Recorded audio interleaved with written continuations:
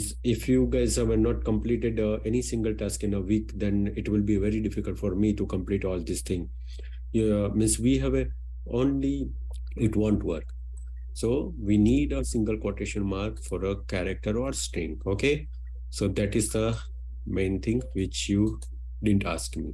Okay, no, right? Because it says and condition, so it won't work. So end condition, what it does means it will check Farid, Microsoft SQL Visual Studio is a, it's called a structure query language.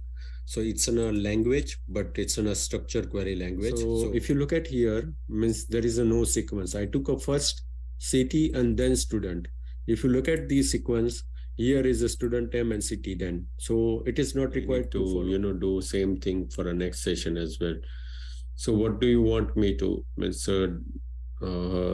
can we cover it next week, or we can start? Okay.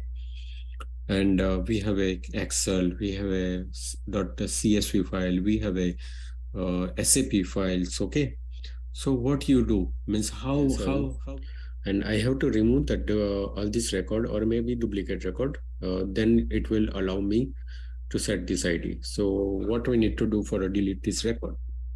So now you got this. This is an app. Okay, 500 I paid for in 2010. I was class in 2. Now I won and I was